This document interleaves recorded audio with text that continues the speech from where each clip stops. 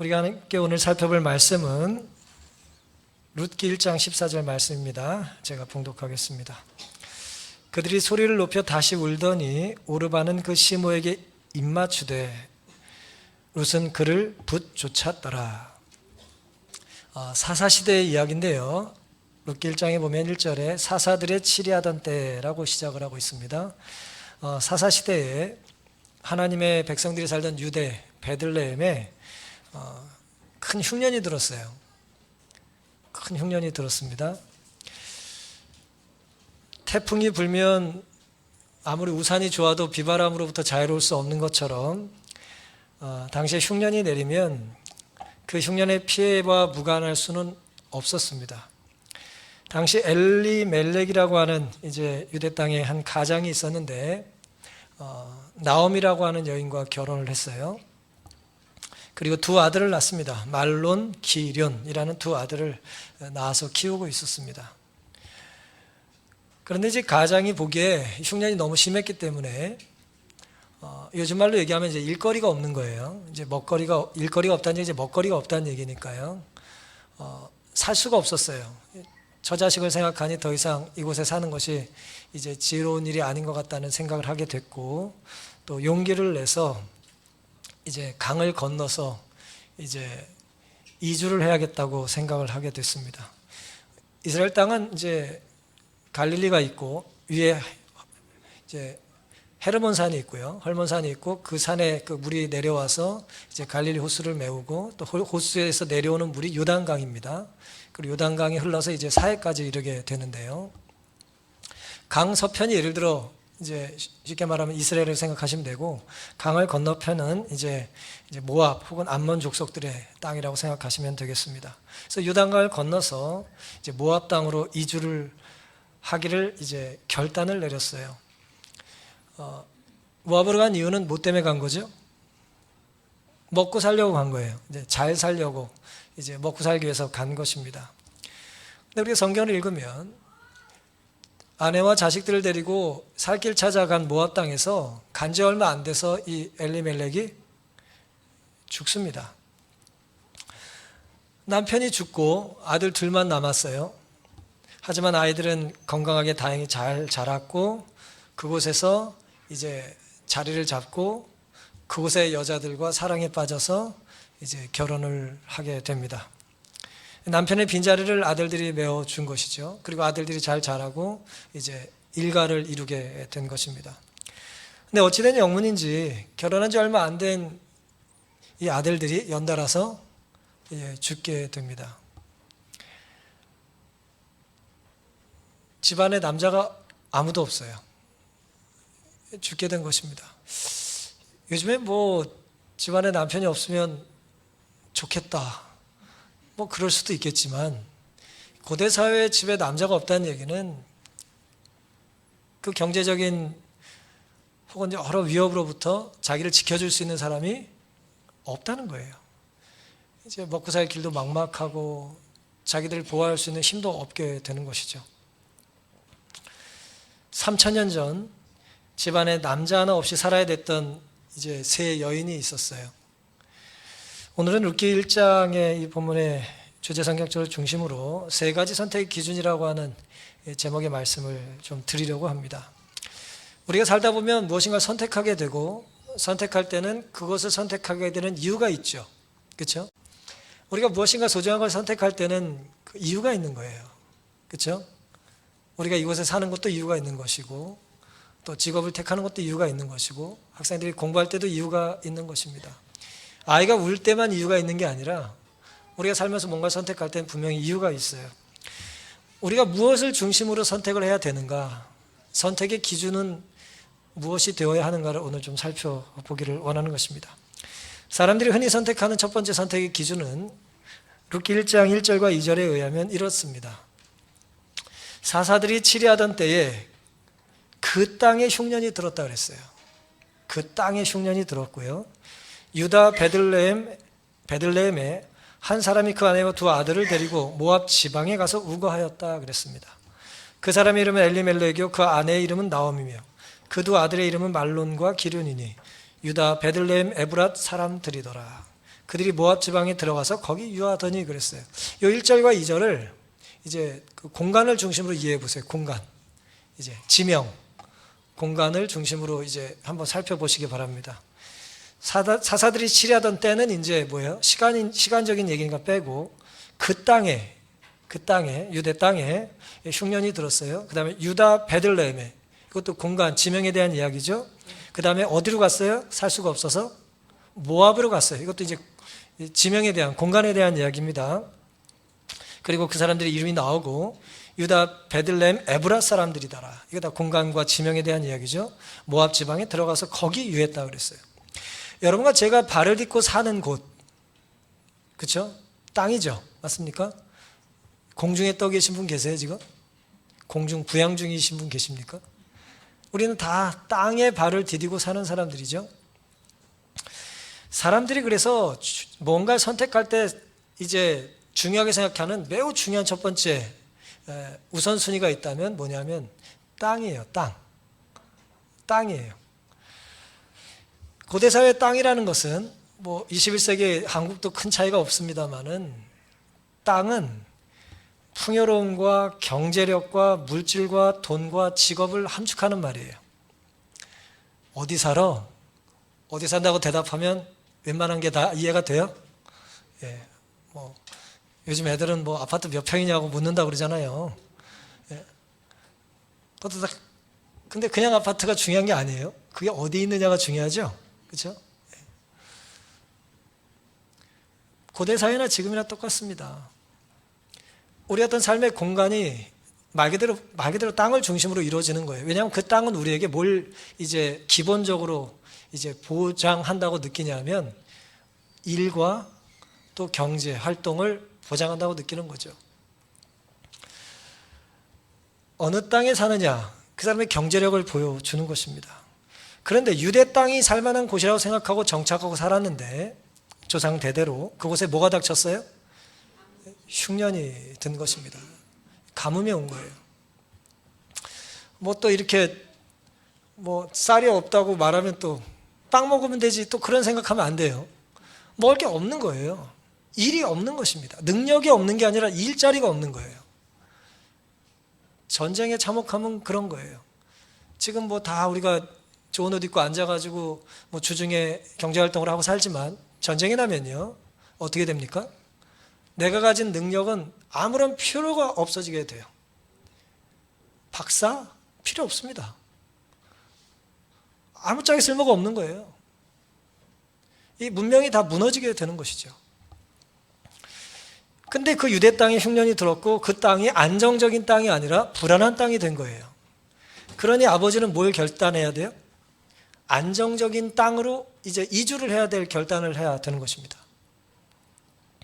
사실 인류의 역사를 전쟁의 역사라고 바라볼 때에 전쟁의 많은 이유는 뭐 때문에 싸우는 거예요? 예.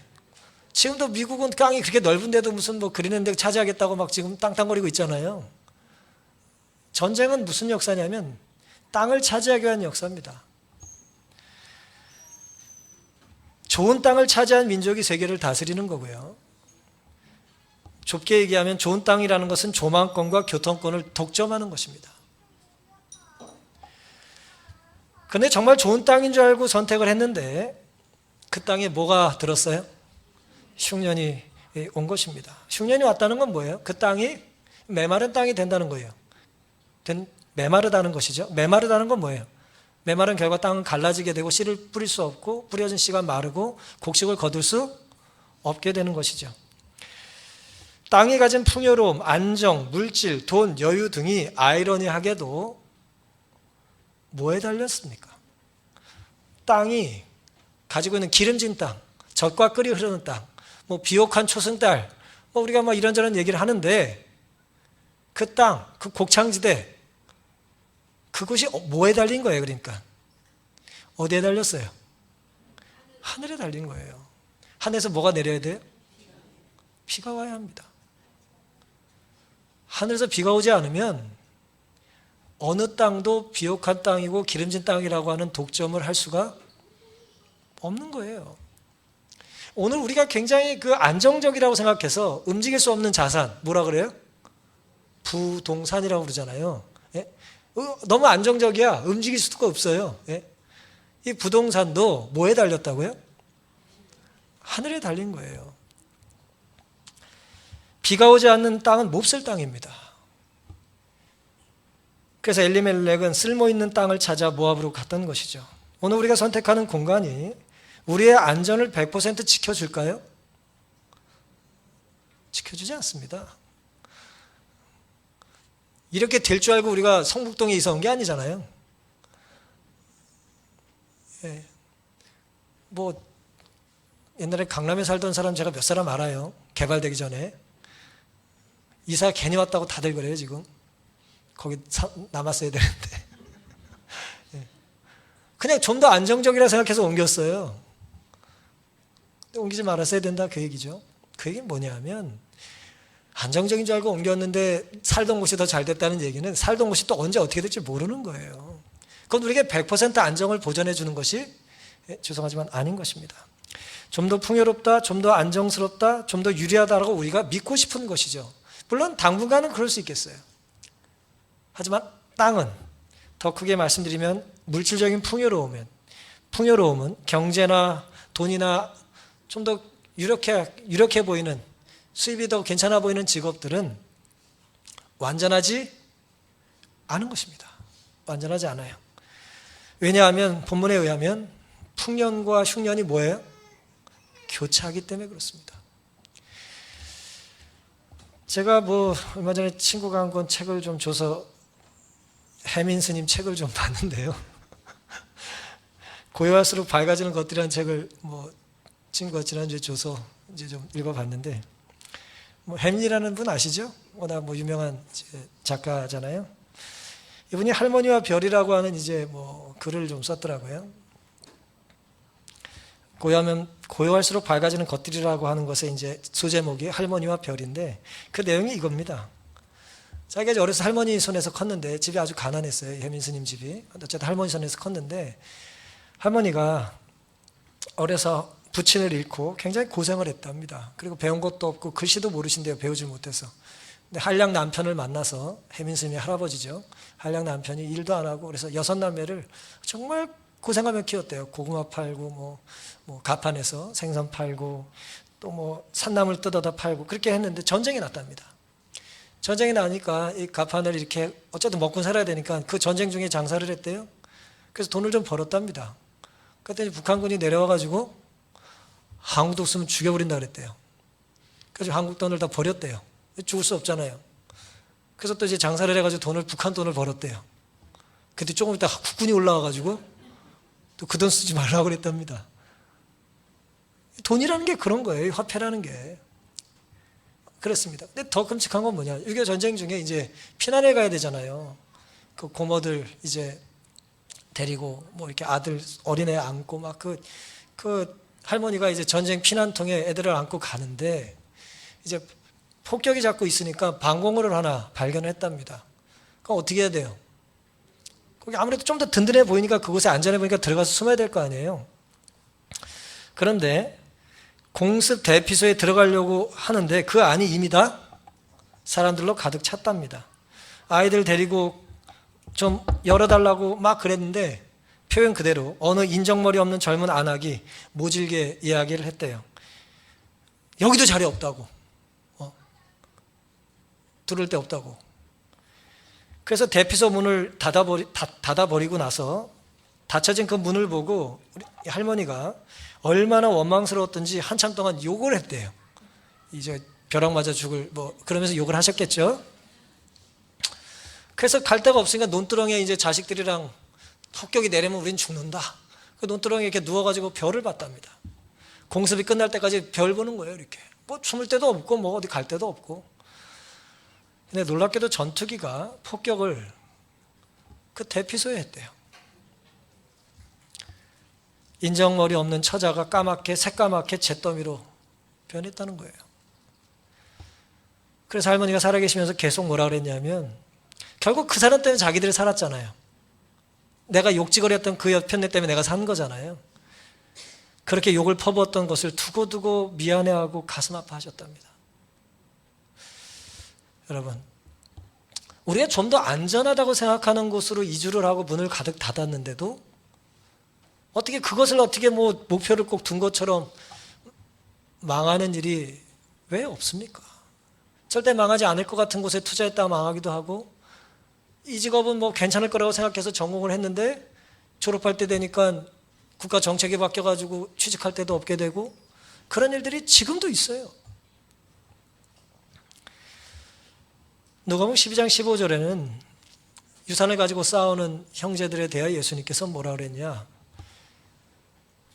너의 생명이 네 소유에 넉넉한 데 달린 것이 아니라 말씀하셨어요. 다른 걸로 말씀드리면 네가 어느 지역의 땅을 몇 평을 차지하고 있느냐에 따라서 네 소유의 넉넉함에 따라 네 구원이 달린 것이 아니라는 것이죠. 그것이 돈이든 땅이든 부동산이든 뭐 그 모든 것의 소유자의 생명이 보장되는 것은, 쉬운 말로 구원이 보장되는 것은 아닙니다. 물론 풍년은 흉년보다 좋은 것이고, 내가 머리를 좀 누울 수 있는, 식소를 거둘 수 있는, 내 이름으로 된 뭐 등기가 올라져 있는 그런 집이 있는 것은 뭐 없는 것보단 좋을 수 있겠습니다만은, 그 자리가, 내가 하는 이 일이, 내 지금 경제적인 활동이 영원히 풍년이 지속될 것 같은 것을 보장해 줄 수는 없다는 거죠. 따라서 오늘 우리의 선택의 기준이 물질이 우선된다는 것은 위험하고 어리석은 것입니다. 우리가 무엇인가 선택할 때 어쨌든 물질이 중요하다, 먹고 사는 게 중요하다, 그 명제가 틀렸다는 것이 아니라 그것을 무엇보다도 우선시하는 것은 하나님께서 우리에게 기대하시거나 기뻐하실 만한 선택이 될 수 있다 없다? 없다는 것을 힘드시지만 인정하시고 살게 되시기를 간절히 바랍니다. 물질은 우리에게 아무리 많아도 영원한 만족을 줄 수 없습니다. 영원한 만족이란 영원한 안정적인 자산이 될 수 없다는 것입니다. 두 번째, 우리 선택의 기준이 때로 되는 것은 무엇인가? 다시 1절부터 읽겠습니다. 2절까지 반복해서 읽지 않고 이제 3절부터 읽겠습니다. 1장 3절. 나오미의 남편 엘리멜렉이 죽고 나오미와 그 두 아들이 남았으며 그들은 모압 여자 중에서 아내를 취하였는데 하나의 이름은 오르바요 하나의 이름은 루시더라. 거기 거한 지 10년 즈음에 말론과 기럨 두 사람이 다 죽고 그 여인은 두 아들과 남편의 뒤에 남았다 그랬어요. 근데 사실 지금 나오미와 이제 아들들이 모압 땅에 간 이유는 뭐 때문이었죠? 이스라엘 땅의 흉년 때문이었죠. 근데 그 흉년이 들었으니 옮겨가자라고 한 말을 했던 사람이 누굽니까? 1절에 보면 사사들이 치리하던 때 그 땅에 흉년이 드니라. 유다 베들레헴의 한 사람이 그 아내와 두 아들을 뭐 했어요? 아들을 데리고 모압으로 갔다 그랬죠. 그렇죠? 아까 제가 말씀드렸잖아요. 고대 사회에 집안에 남자가 없다는 얘기는 위험으로부터 나를 지켜줄 수 있는 이 방어막이 있다 없다? 없는 거예요. 없는 것입니다. 그런데 남편이 살아있을 때 누군가 여자에게 묻는 거예요. 그 당시에 당신은 어디 가서 살 겁니까? 그럼 여자들은 대답을 안 해요. 왜 대답을 안 할까요? 우리 남편이 선택할 겁니다 라고 말하는 거죠. 오후 시간 있으세요? 물으면 여자들은 뭐라고 말한다고요? 저기 우리 남편한테 가서 물어보세요 라고 말한다고요. 요즘으로 이해하시면 안 된다니까요. 뭐 요즘으로 이해하시면 큰일 납니다. 그때는 여자들에게 어떤 질문을 하지도 않았을 뿐더러 이제 여자들에게 이런 질문을 했겠죠. 남편 어디 있습니까? 아들은 어디 있습니까? 라고 물었겠죠. 무슨 말씀이냐? 여자의 생존이 남편과 아들들에게 예속돼 있었기 때문에 가장이 결정하면 그 가정이 결정한 거예요. 그러니까 모압에 갈지 말지 죄송하지만 나오미와 뭐 결정적인 의논을 안 했을 가능성도 많은 것입니다. 그러니까 남편의 뜻이에요. 아버지의 뜻대로 그냥 가는 거예요. 언젠가 제가 어떤 분에게 들었는데 이민을 간다고 그러고 뭐 그 전날인가 알려준 아버지가 있다고 제가 들었어요. 내일 우리 이민 간다고 그랬다는데 뭐 그런 거죠. 남편이 결정하면 그냥 끝나는 거예요. 그래서 옛날에는요, 그 집안의 가장의 신앙이 곧 가족들의 신앙이에요. 그 집안의 어른이 종교를 받아들이면 모든 가족이 다 개종하는 거예요. 그게 이제 고대 사회의 이제 분위기였던 것이죠. 근데 말이에요, 그 가장, 그 힘을 가지고 있던 그 가장의 어떤 그 모습이 성경에 보니까 어떻게 나와요? 하늘처럼 높고 어떻게 보면 태산같이 크던 사람들이 무슨 이유인지 모르고 어떻게 돼요? 그냥 쓰러져서 돌아가시는 거예요. 세월 앞에 무너지고 때로 더 강한 힘 앞에 이제 무력해지는 것입니다. 나를 사랑하고 보호해줬던 남편이 어느 날 사라지고 두 아들만 남겨뒀어요. 두 아들이 장성하고 10년 사이에 그곳에서 뭐 정착하고 결혼한 걸 봐서는 이 아이들이 아주 어렸을 때 이주한 게 아니에요. 뭐 한 10대 초반이라든지 뭐 10대 중반이라든지 그때 이제 이주를 한 거죠. 그러니 뭐 먹고 사는 이유도 있었을 거고 요즘 말로 얘기하면은 학군도 찾았을 거예요. 모압에서 공부하는 게 모압 종합대학이 낫다, 야, 뭐 이렇게. 뭐 그렇게 했을 겁니다. 근데 이 아들들도 어떻게 됐어요? 이제 이유를 써놓지 않고 아버지 따라 잠들게 된 것입니다. 우리들이 선택하는 두 번째 중요한 순서는 의미가 없습니다만 우리가 중요하게 생각하는 몇 가지 기준 중에 오늘의 두 번째 이제 조건은 많은 경우에 유력한 사람의 선택에 따르는 것입니다. 요즘 말로 전문가가 될 수도 있겠죠. 조언을 듣는 거예요, 자꾸. 전문가의 조언, 먼저 경험한 사람의 조언, 힘 있는 사람들의 제안이 이제 주류 의견이 되는 것입니다. 뭐 요즘 오피니언 리더라고 말하는 것처럼 어떤 의견을 이렇게 이끌어 나가는 영향력 있는 사람들 말을 따르는 것이죠. 내 주변에 이런 사람이 있으면 든든한 배경이 있는 거예요. 집안에 성공한 사람 하나 있으면 어때요? 그 사람 힘으로 다 뭐 사돈의 팔촌까지 다 이제 취직이 해결되는 그런 시절이 있는 것입니다. 백이라고 말할 수 있죠. 그 다음에 뭐 비빌 언덕이라고 말할 수도 있겠어요. 가족 중에 한 사람이 어디 뭐 한양에 가면 그 집에 어떻게 둘러붙어가지고 막 다 그냥 거기서 살다가 또 돈 벌러 가고 취직하고 그리고 자리 잡는 거잖아요. 문제는 이 든든한 배경, 이 유력한 사람들, 힘 있는 가장들이 뭐 한다는 거예요? 계속 그렇게 근력이, 실력이, 능력이 유지되는 게 아니라는 거죠.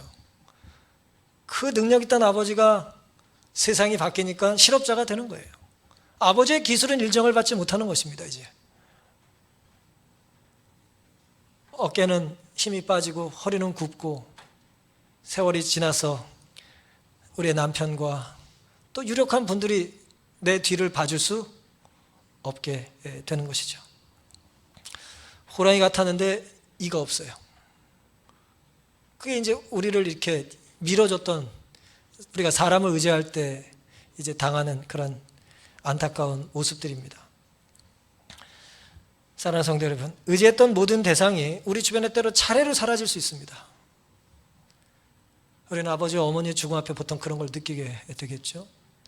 그 박학다식하던 우리의 선생님들이 어느 순간 그냥 기운을 잃고 이제 힘을 잃는 것들을 이제 보게 되는 것입니다.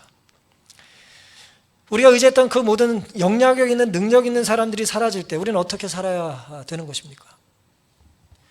유일하게 남은 비빌 언덕이 안개처럼 사라져요. 남편 없이 아들 없이 나오미가 살아야 됐던 것입니다. 또 갓 결혼한 두 며느리 오르바와 룻도 이제 그렇게 살아야 됐던 것이죠. 남편은 뭐 남의 편이라 남편이라는 말장난이 있는데 사실은 남의 편이 아니라 남편은 내 편이잖아요. 계속 이제 내 편을 이제 들어주기 때문에 남들이 아무리 나한테 뭐라 그래도 내 배우자만은, 특별히 내 남편만은 내 말을 들어주는 그런 것이죠. 그런데 그 존재가 사라진 거예요. 어떻게 보면 내가 살아갈 모든 힘이 이제 사라진 것입니다. 왜 꼭 있어야 될 존재는 그리 빨리 가는지 모르겠어요. 첫 번째 조건이었던 물질의 부족은 그 결핍을 좀 참으면, 불편하면 됩니다. 그걸 감수하면 돼요. 하지만 두 번째 조건인 이 나를 믿어주고 나에게 도움을 줬던 그 사람, 그 소중한 사람의 부재는 정말 괴롭습니다. 하지만 기억하시기 바랍니다. 내가 의지하고 또 사랑하며 살아가는 대상은 영원할 수 없습니다. 절대 영원할 수 없습니다. 그러니 사람은 내가 의지할 대상이라기보다는 내가 섬기며 사랑할 대상이라는 것을 꼭 마음에 기억하며 사시기를 간절히 바랍니다. 물질은 우리가 사랑하는 사람을 섬길 때 사용하는 도구 같은 거예요. 내가 많이 돕고 싶은데 하나님 나에게 물질을 주십시오. 그렇게 할 수 있는 도구입니다. 물질은. 사람은 우리도 마찬가지로 물질로 섬기든 마음으로 섬기든 우리가 사랑하며 또 필요하면 의지할 수 있죠. 하지만 믿음과 신뢰의 대상이 될 수는 없습니다. 왜냐하면 그분은 결국 이제 이 죄악 가득한 세상에서 우리보다 먼저 잠들 수 있고, 누군가 저를 많이 의지한다면, 제가 우리 아이들한테 많이 하는 얘기인데요, 아빠는 너희들보다 먼저 태어났으니까 먼저 갈 가능성이 많고, 아빠를 의지하거나 아빠를 믿지 말고 아빠가 믿는 하나님을 너희들도 믿어야 된다고 이제 제가 말을 합니다.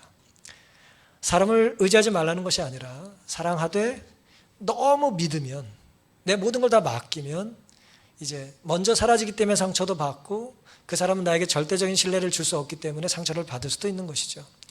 두 가지를 기억하시기 바랍니다. 물질이든 사람이든 우리가 무엇인가 선택할 때 가장 첫 번째 조건이 되어서는 안 된다는 것입니다. 그럼 무엇이 남습니까? 그럼 뭐가 남죠? 룻기 1장 6절부터 내용을 제가 좀 읽겠습니다. 그가 모압 지방에 있어서 여호와께서 자기 백성을 권고하사 그들에게 양식을 주셨다함을 들었으므로 이에 두 자부와 함께 일어나 모압 지방으로 돌아오려 하여 있던 곳을 떠나서 두 자부도 그와 함께하여 유다 땅으로 돌아오려고 길을 행하다가 나오미가 두 자부에게 이르되 너희는 각각 어미 집으로 돌아가라. 너희가 죽은 자와 나를 선대한 것 같이 여호와께서 너희를 선대하시기를 원하며 여호와께서 너희로 각각 남편의 집에서 평안함을 얻게 하시기를 원하노라 하고 그들에게 입맞추매 그들이 소리를 높여 울며 나오미에게 이르되 아니니이다. 우리는 어머니와 함께 어머니의 백성에게로 돌아가겠나이다. 13절 너희가 어찌 이것을 인하여 그들의 자라기를 기다리겠느냐. 어찌 이것을 인하여 남편 되기를 멈추겠느냐. 내 딸들아 그렇지 아니하니라.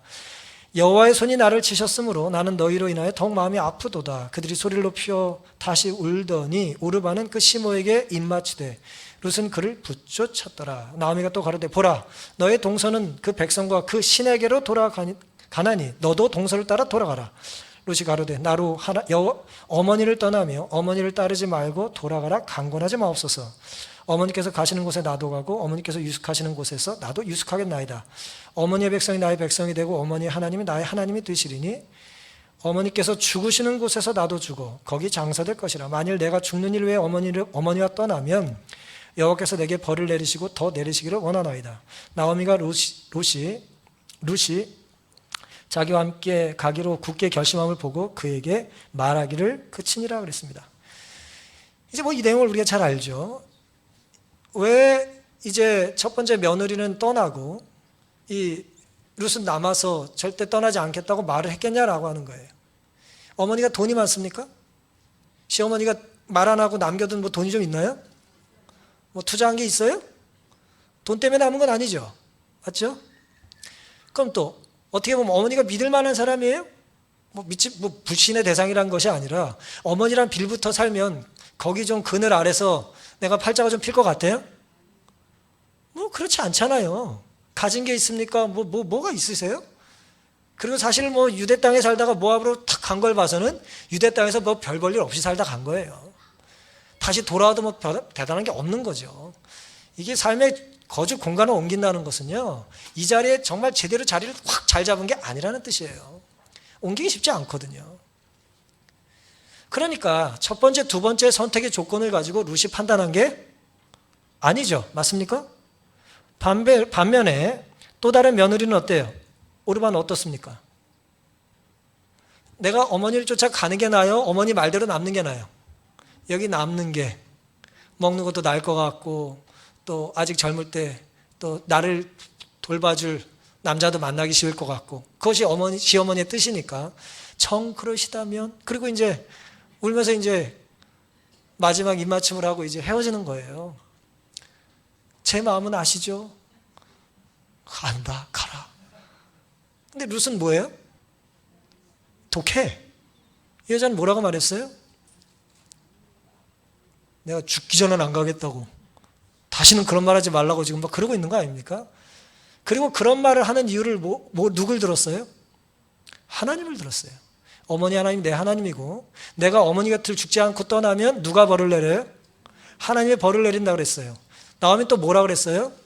여호와가 날 쳐서 나는 슬프다 그랬어요. 그러니까 첫 번째 며느리는 뭐 순서는 제가 잘 모르겠습니다만은 모압에 남은 며느리는 자기의 미래를 위해서 하나님과 무관한 걸 선택한 것이고 첫 번째, 두 번째 가치를 높이 산 거죠. 룻과 나오미는 계속 이 고통 중에도 누굴 찾고 있어요? 하나님을 기억하고 있어요. 하나님이 벌을 줬다고 생각했고 하나님이 복을 줘서 다시 자기 고향 땅에 먹을 게 생겼다고 생각했고 나오미는 뭐예요? 어머니 하나님을 따라 나도 살겠다고 말했고 내가 그 약속을 지키지 않으면 벌을 누가 줄 거다? 하나님이 줄 거라고 하는 강한 믿음을 가지고 있었어요. 신학적으로 말하면 창조주 하나님이 모두 한다는 거예요. 심판도 하실 수 있다는 걸 믿은 거예요. 신학 공부를 하신 분은 아닙니다만은 우리가 좀 신학적으로 말하면 그 얘기를 하는 거예요. 벌을 주실 수 있는 분은 누구냐면 복을 주실 수 있는 분만 벌을 내릴 수 있는 거예요. 나오미 그걸 알았어요. 룻도 그것을 알았던 것입니다. 근데 이제 시어머니가 설득을 하잖아요. 네 동서는 그 백성과 그 신에게로 갔다. 너도 그를 따라가라. 근데 그를 따라가는 게 인간적으로 유리해 보여요, 불리해 보여요? 설교를 잘못 들으셨어요? 말을 정확히 안 하시고. 유리해 보여요, 불리해 보여요? 유리해 보이죠. 거기에 땅도 괜찮죠. 남정네도 더 많죠. 말도 잘 통하죠. 근데 자기가 여기 살다가 이스라엘 가면 뭐예요? 외국인이 되는 거잖아요.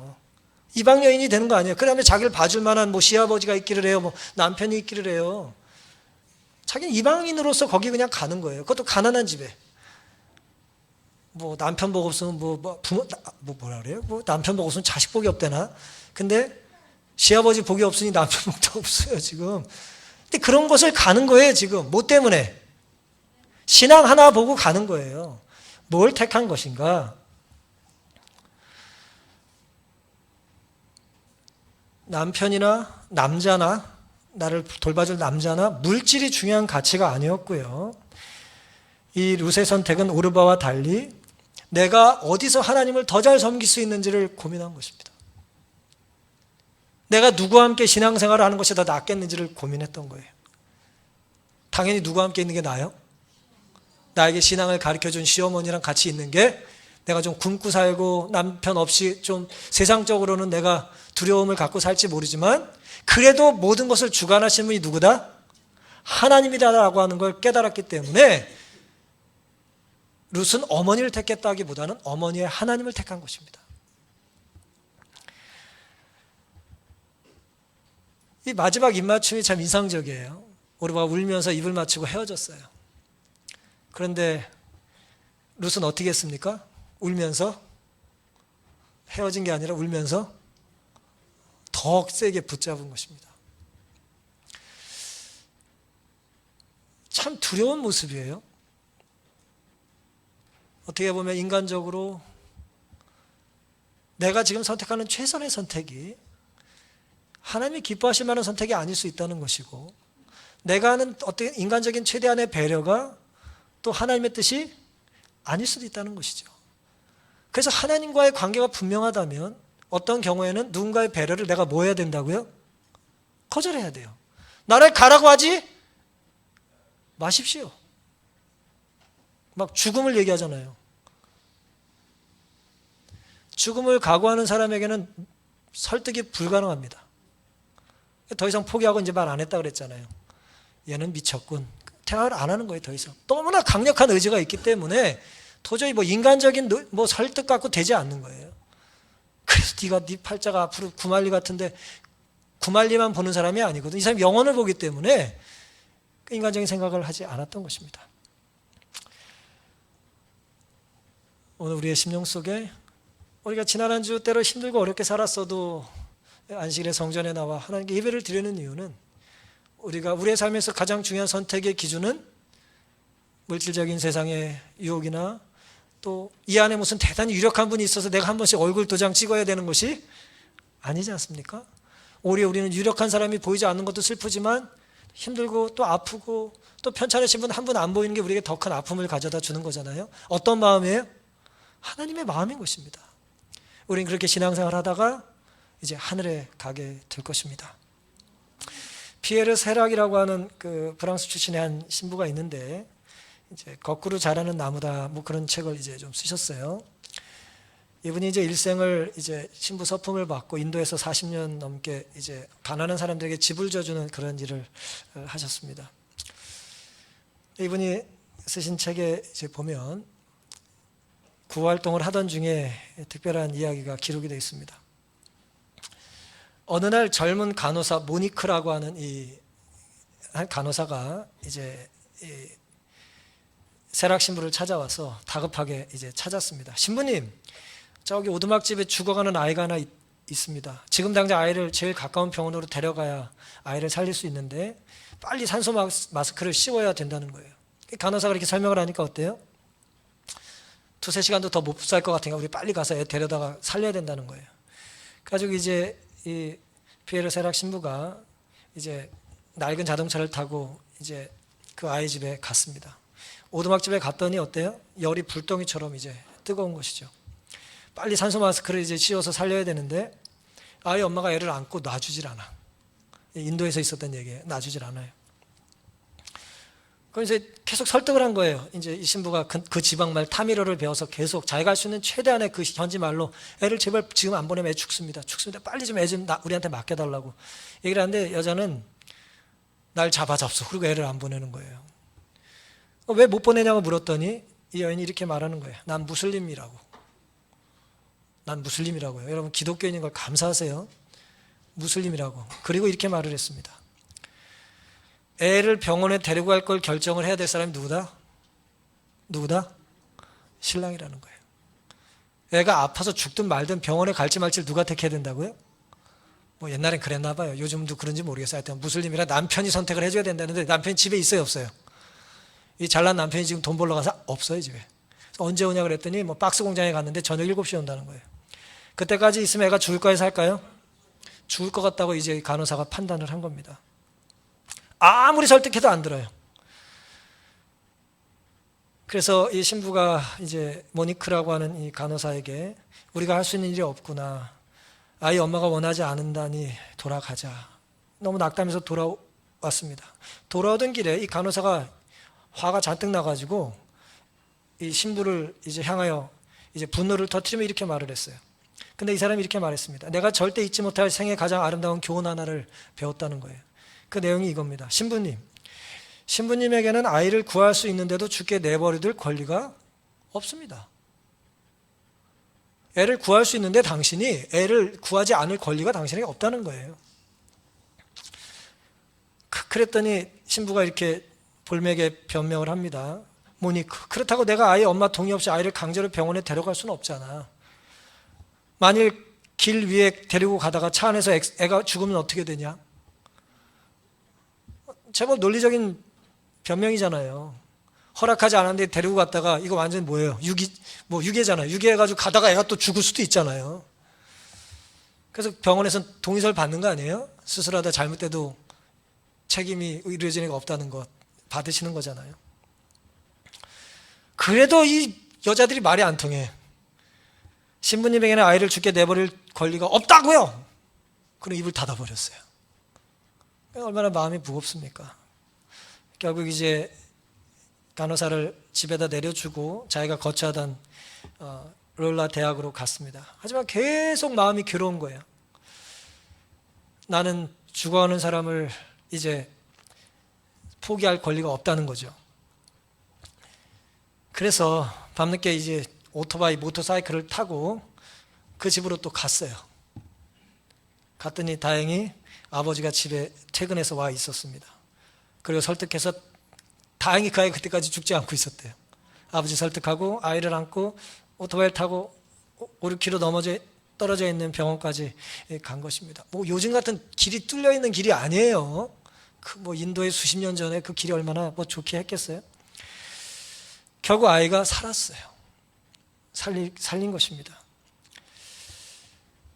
그러면서 이 작은 글을 마치면서 도스토옙스키의 말을 인용하고 있습니다.